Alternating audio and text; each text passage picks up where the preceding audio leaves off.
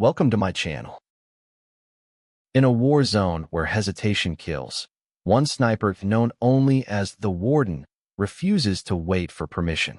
Haunted by the loss of her old unit, she watches the edges no one else sees, catching threats the drones miss and saving lives with a single, unsanctioned shot. Her defiance turns into legend, but the real cost is a weight she'll carry alone. Hold position. No tasking. Stay in formation. The order cracked over the net the same way it always does. Flat, final, like a lid dropping on a box. I said nothing. I sat alone at a folding table in the command tent, breaking down my rifle and setting each part in a neat line as if the layout itself could steady my head. Nobody had called for me all week. Nobody ever really did. Around here, I'm a rumor the wind carries between antennas. They call me the Warden. It's not a compliment.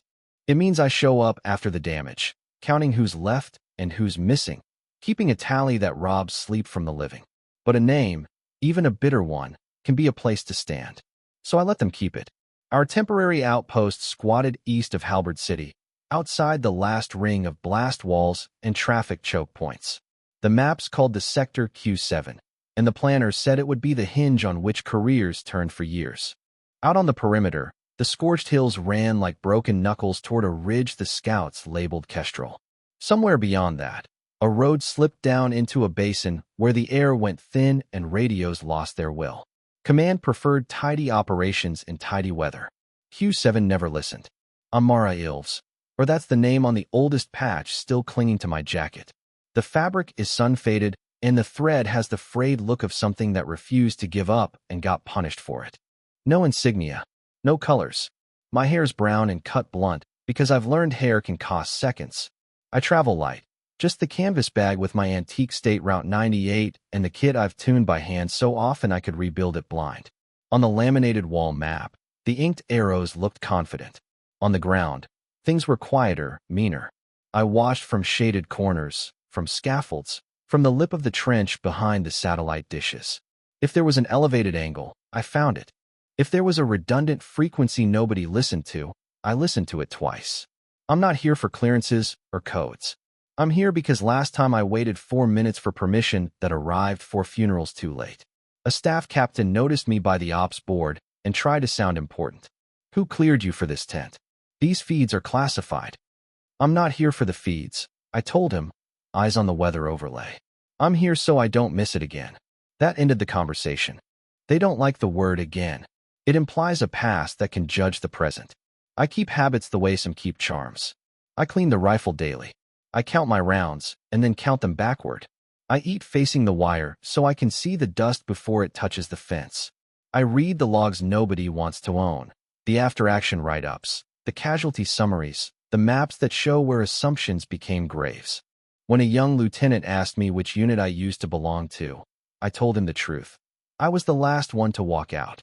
He nodded like he understood, but his eyes went glassy. He doesn't, not yet. I hope he never will.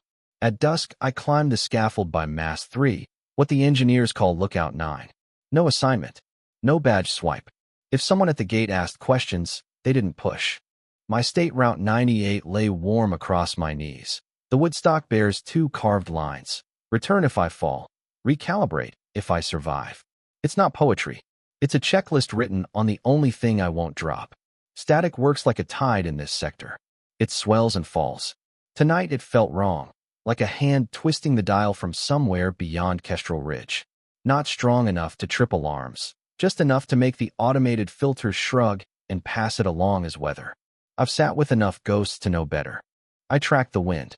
It resisted the forecast by 10 degrees and 2 knots, which doesn't impress anyone until you're the one trying to see through shimmer. Drones love clean air and compliant sky. Q7 offered neither.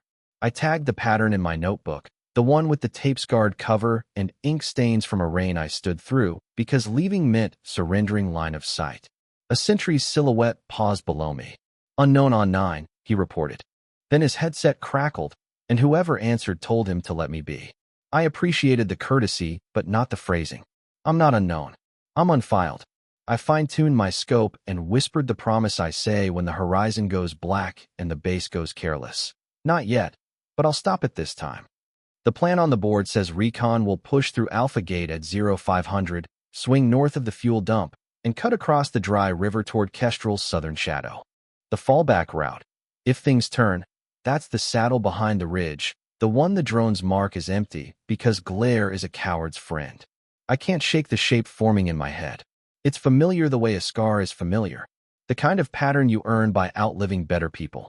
I'm told to hold position. I've never been good at waiting for permission to see. When I arrived at Forward Operations Base Hayden 3 days earlier, no one had greeted me. No handshake. No, report to this officer. I'd walked off the transport with my duffel and rifle case and found my own corner in the command tent. The lack of questions wasn't trust, it was avoidance. People don't ask where you came from when they're not sure they want you there at all. They called me the Relic before they even learned my name. A leftover from a war no one liked talking about. Most soldiers here were younger than my rifle. The State Route 98 was older steel, smooth wood stock polished from years of care, not composite or polymer like the newer gear. It looked out of place among the matte black rifles lined on racks. I kept my head down, unpacked my gear, and started cleaning it piece by piece. I was used to the sidelong glances, the low conversations that stopped when I passed. This wasn't the first base where I'd been the ghost in the room. FOB Hayden sat a few kilometers south of the Kestrel Pass, a stretch of high ridges and narrow draws that acted like a funnel for both weather and war. The briefing boards all showed arrows, fallback lines, and kill zones, but to me the map had only one point of interest, Ridge 14. The fallback route after an assault. I'd seen ridges like that before, in another country, another time, under another flag. Places where someone sitting high, silent, could write history in under a minute. By my second day, one of the younger staff officers decided to play gatekeeper. He found me at the back of the tent, bent over the old topographical maps. "Who cleared you to be in the command zone?" he asked sharply, trying to sound like the voice of authority. "This intel's restricted." I didn't even look up. "I'm not here for clearances or codes," I said. "I'm here so I don't miss it again." He didn't know what I meant, and I didn't explain. People who need an explanation usually aren't the ones who can help you stop it. That night, I climbed the northern watchtower, not because I was assigned, but because the vantage point was right. The camp lights fell away behind me, the valley opening in shadows and wind. I tuned into a backup comms frequency, the kind no one uses unless something's gone badly wrong. The static was comforting. Out there, in the quiet, you can hear patterns. When I'd lost my team, it had been because a warning came 4 minutes too late. 4 minutes was nothing on paper, but it had been enough to make me spend 7 days collecting the dog tags of people I loved. Since then, I've lived by one rule. If I know it's coming, I act. Clearance or not. And looking at Ridge 14 in the fading light, I had the first bad feeling I'd had in months. The third morning started quiet. Too quiet for a place that usually hummed with generators, shouted orders, and the metallic clatter of loading gear. The op was set to kick off at first light tomorrow.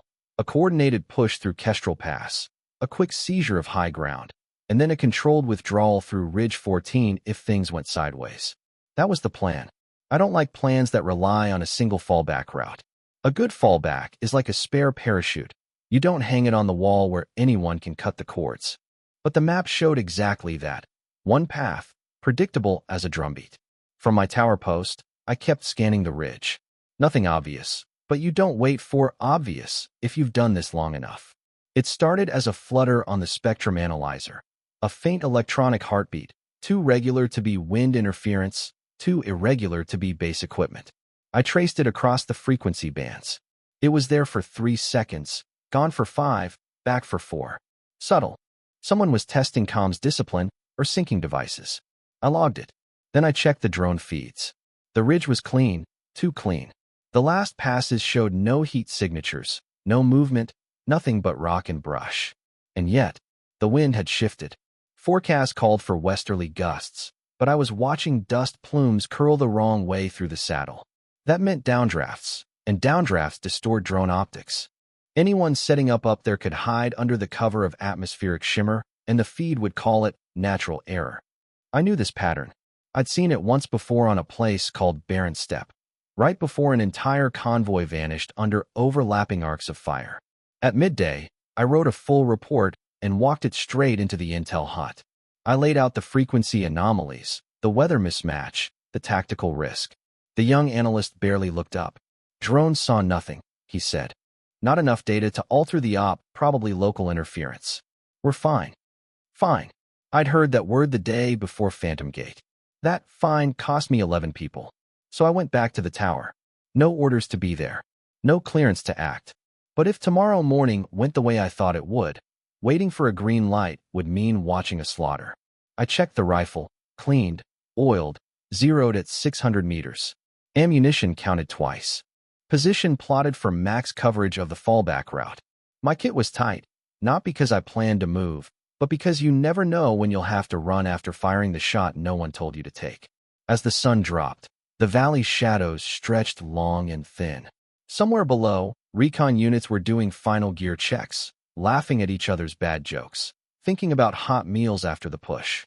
And I sat above them, watching the ridge, feeling the familiar, unwelcome certainty settle in my bones. This was going to break bad.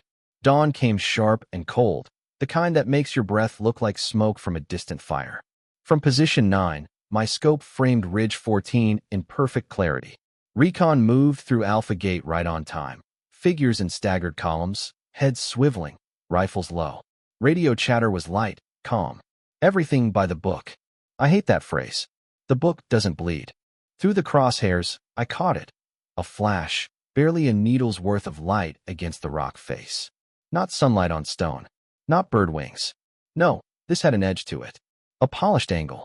A shoulder-fired launcher. Tucked deep in shadow. There was no time to warn anyone. The net was busy, channels layered with overlapping call signs. Even if I broke in, I'd have to explain, justify, wait for an answer, and by then, they'd be inside the kill zone. My hand moved before my mind caught up. Safety off. Breath out. The crosshairs settled on a slice of cheekbone beneath a hood. One shot. The figure jerked backward, weapon tumbling out of view. I cycled the bolt, already scanning for the second position I knew had to be there. And then it came. A shimmer of heat, a gloved hand adjusting optics in a crevice 10 meters above. I didn't fire. Not yet. 3 seconds later, the ground at the ridge's base erupted. Mines triggered prematurely, sending dirt and shrapnel into the air like a dirty wave. If our people had been there, it would have been a wall of fire. The radios exploded in noise. Who fired? Was that friendly? Confirm engagement. Someone finally said it. That was the relic. She's at 9. Command hadn't placed anyone at 9. No fire team was assigned. The operations board didn't even have that tower flag for this op. Then the secondary channel, the one few bother with, lit up. Hostile sniper neutralized. Multiple dug-in positions confirmed and marked. Recommend immediate route change and fresh recon before movement. I could hear the sharp edge in the duty officer's voice when he came back. On what authority did you engage without clearance? Silence on my end. Then the only answer I ever give to that question. Because I'm not collecting dog tags again. Not if I can stop it. The fallout came fast. 15 minutes after the shot, recon confirmed what I'd already seen through glass. 4 ambush nests dug deep into the ridge, each with clean arcs of fire on the fallback route, each wired to explosives that would have turned that draw into a killing ground. Mines, snipers, overlapping choke points. Someone had planned this with care. And yet, the drones had missed all of it. The base commander wanted answers in person. He made the climb to position 9 himself, boots crunching on rock, breath heavy from the slope. I was cleaning the State Route 98 when he arrived, just like I always do, steady hands on familiar steel. I need to know, he said without preamble. Who gave you permission to fire? I looked up. Same setup, I told him. Same timing, same oversight as Blackthorn Ridge. He frowned. That's not in any of our files. It wouldn't be, I said. That's where my team died, because I waited for clearance that came 4 minutes too late. His mouth opened, then closed again. He took a half step back, the way people do when they realize the thing they're talking to is heavier than they thought. You had no legal right to engage, he tried. I had no moral right not to, I answered. Later, the after-action drone footage showed what I'd done with almost surgical timing. That exact second when the enemy exposed themselves to line up the shot. A second too soon, and they'd have stayed hidden. A second too late, and the mines would have gone off under our people's boots. The truth wasn't flattering for command. Our systems hadn't failed, our experience had. None of the automated gear, the recon runs, or the satellite passes had caught the threat. But I had, because I'd seen it before. That afternoon, someone somewhere decided to dig into my background. They found what they could, which wasn't much. My file was locked under a black level restriction, stamped with a single note. Unit designation, Valkyrie 9, declassification pending. Valkyrie 9 wasn't a name that made it into recruiting posters. We specialized in counter-ambush tactics and electronic warfare in sectors where even the weather wanted you dead. 3 years ago, during a routine patrol in the Iron Plateau, we picked up similar odd signals, short encrypted bursts from places the maps swore were empty. We warned command. They called it sensor error. When the green light finally came, it was 4 minutes late, and by then, 6 of my people were gone. I'd been the only one to walk out. The official story called it a technical failure during a standard patrol. That's what the report said, anyway. Clean language for a dirty truth. The truth was this. Valkyrie 9 had been deployed to sweep a series of high ridges east of the Iron Plateau, where insurgent cells were rumored to be testing new jamming tech. We were 8 strong, each of us cross-trained, shooters, signal interceptors, forward observers. If there was a perfect team for spotting an ambush before it sprung, it was us. On the second day, I caught it. Faint, irregular bursts in the comm bands. Not enough to trigger an alarm, but wrong enough to stick in my head. The coordinates didn't line up with any known friendly position. The bursts were too short for long-range comms, too patterned to be random static. I logged it and sent a request to investigate a small saddle that wasn't on our planned route. The reply was fast and blunt. Request denied. Stay on assigned path. Do not engage unless fired upon. The next morning, the world dropped its mask. We walked straight into it. A perfect crossfire, pre-sighted, tight enough to shred us in under half a minute. Claymores chained to tripwires, shooters dug into angles we couldn't hit without exposing ourselves to another team. 5 died in that first burst. The 6th bled out before the medevac drone could get overhead. The only reason I was still breathing was because I'd already started drifting off the assigned line, trusting my gut over the map. It wasn't bravery. It was stubbornness, and it had saved me. Alone, I pushed into the rocks, found a vantage, and did what I could. 12 of them went down in the next 40 minutes. I didn't stop because I'd run out of targets. I stopped because I could hear the rescue convoy finally grinding up the valley. During debrief, they asked why I'd broken comm protocol and left formation. I told them the truth. If I'd waited for permission, 2 more squads would have walked into that same kill box. I wasn't going to let that happen. The psych eval said I had exceptional pattern recognition and a deep-seated mistrust of centralized command authority. The recommendation was short: deploy independently. Light oversight. And so I was. For the next few years, I operated in a strange gray zone, not assigned to a squad, but authorized to act in situations where normal channels couldn't move fast enough. A theater-level general had signed that off himself. It was a rare directive, and I never used it. Not until Ridge 14. Now I had, and no one on this base knew what to do with me.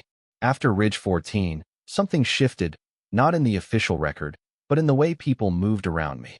They stopped trying to move me off the tower.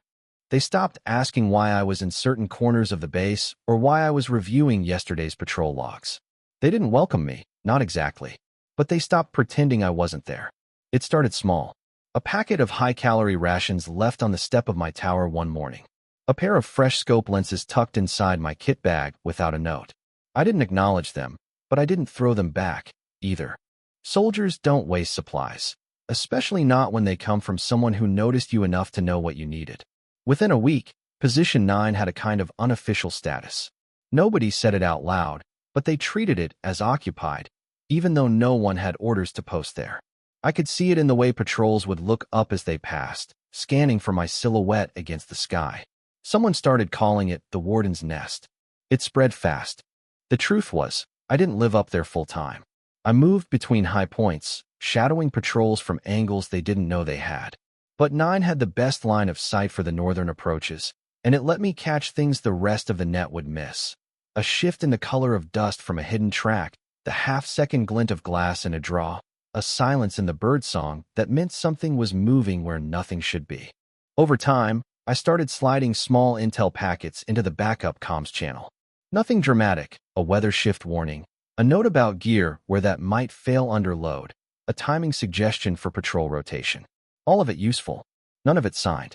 The casualty numbers in Q7 started dropping. No one said it was because of me, and I didn't need them to. This wasn't about thanks. It was about making sure fewer names ended up etched into metal. At night, I still heard the old voices, the ones from Valkyrie 9, caught in that frozen 4-minute gap before the green light came. Those voices were why I didn't sleep much. And when I did, I dreamed of the ridge. Always the ridge. The storm rolled in without warning. One moment the sky was only streaked with low gray. The next it was a wall of water and wind slamming into the base hard enough to rattle the tower's frame.